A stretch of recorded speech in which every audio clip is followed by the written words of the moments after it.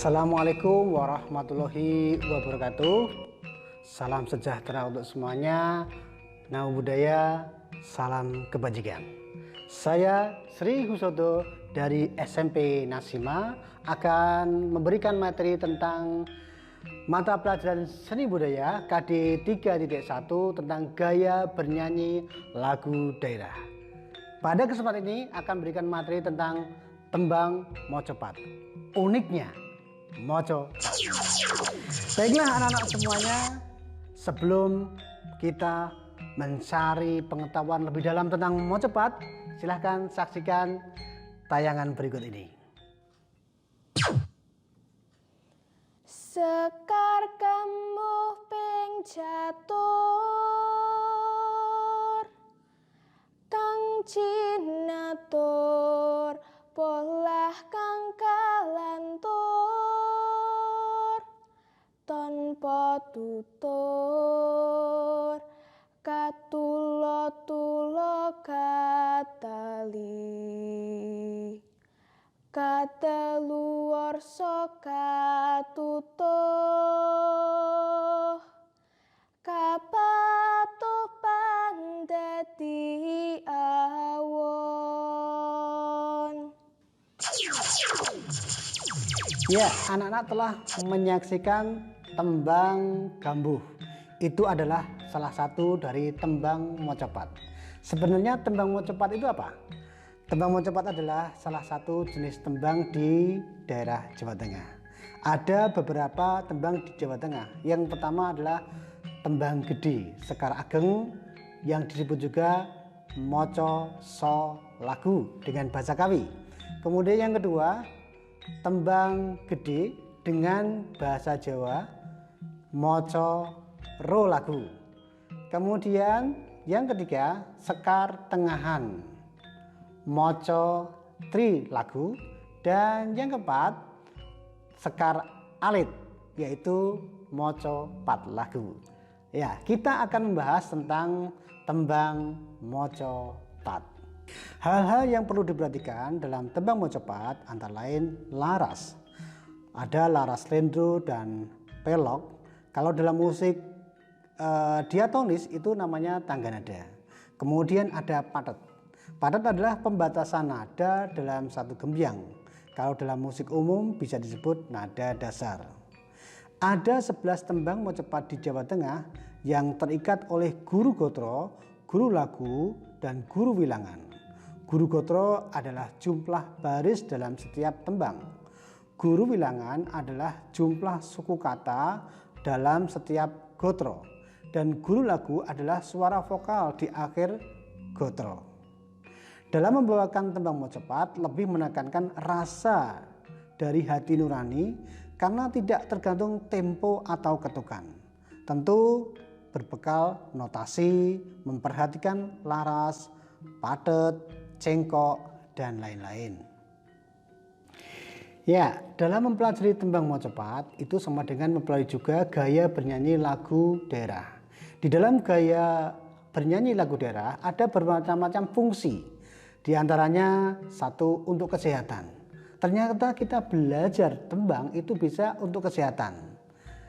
Kalau di tembang mocopat itu zaman dahulu ada kita ketika sakit misalnya, atau anak kita ketika sakit itu ditembangkan sebuah tembang mocopat Dandang Gulo misalnya, Kidung Sariro Ayu.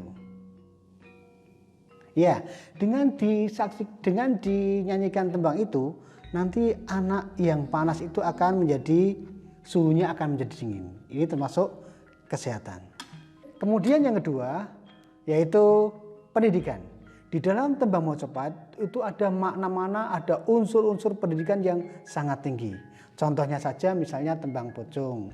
Ngilmu iku lakone kanthi laku, lekase lawan kas tegese kas nyantosani, setya budya pangekesing tur angkara. Lirik-lirik dalam tembang mocopat itu sangat penting untuk anak-anak di masa sekarang dalam menuntut ilmu. Harus bagaimana menuntut ilmu? Karena menuntut ilmu, dengan ilmu itu bisa menghapus angkara murka. Kemudian yang ketiga, gaya bernyanyi lagu daerah itu ada fungsinya juga untuk hiburan. Di tembang mocopat juga bisa untuk hiburan, karena kadang-kadang ada tembang mocopat dipakai untuk kelenengan, untuk bawa sebuah tembang, untuk menghibur seseorang, untuk menghibur banyak orang. Ya, selanjutnya keunikan tembang mocopat. Ini sangat unik sekali.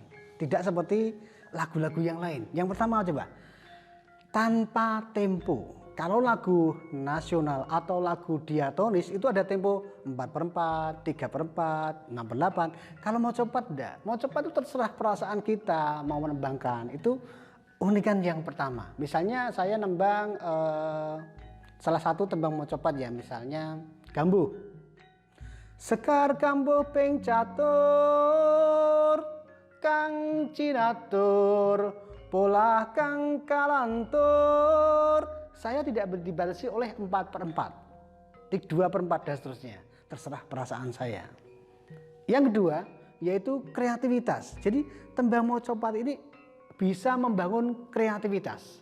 Jadi dengan patokan guru gotro, guru lagu, guru wilangan, anak-anak bisa membuat tembang mocopat sendiri. Dengan bahasa Indonesia bisa, dengan bahasa Inggris pun bisa anak-anak. Coba saya akan berikan contoh tembang mocopat pocong dengan bahasa Indonesia. Coba. Terpesona memandang wajahmu selalu, wajahmu nan elok bila kau tersenyum manis, sinar bola matamu selembut sutra. Ini adalah nada-nada pocong. Keunikan yang ketiga yaitu otak-atik gathuk. Di dalam tembang mocopat ada istilah otak-atik gathuk. Jadi dicocok-cocokkan. Ada tembang dari Mas Kumambang sampai Pocong. 1. Mas Kumambang, di alam kandungan seorang bayi hidup tergantung pada ibunya. Kemambang dalam perut ibunya. Yang kedua, mijil, artinya lahir. Bayi itu lahir ke dunia. Yang ketiga, kinanti, berasal dari kata kanti. Kanti itu digandeng, artinya anak itu butuh pendampingan. Yang keempat, setelah didampingi mereka akan tumbuh remaja. Nom, disebut sinom. Kemudian yang kelima, setelah menjadi remaja mereka akan mengenal lawan jenis. Mereka akan tumbuh rasa asmara tertarik dengan lawan jenis. Asmara dana atau asmorodono. Kemudian setelah itu 6 gambuh, dari kata jumbuh atau sarujuk yang artinya cocok. Kemudian mereka mengalami pernikahan. Selanjutnya yang ketujuh, dalam hidup berumah tangga mereka akan mengalami masa bahagia, yaitu dandang gulo. Selanjutnya yang kedelapan, durmo, berasal dari kata dharma, memberi, yaitu mendarma baktikan seluruh kehidupannya untuk orang lain, untuk masyarakat. Kemudian yang kesembilan, pangkur, berasal dari kata mungkur. Mungkur artinya mundur. Maksudnya adalah mulai mencari alam padang, jalan lurus. Kemudian yang ke-10, megatruh. Megatruh artinya megat itu putus, roh itu melepaskan diri raga. Jadi sudah melepaskan diri atau mengalami suatu kematian. Yang terakhir yang ke-11, pocong. Pocong adalah jasad orang yang meninggal sebelum dikubur dibungkus kain mori atau dipocong.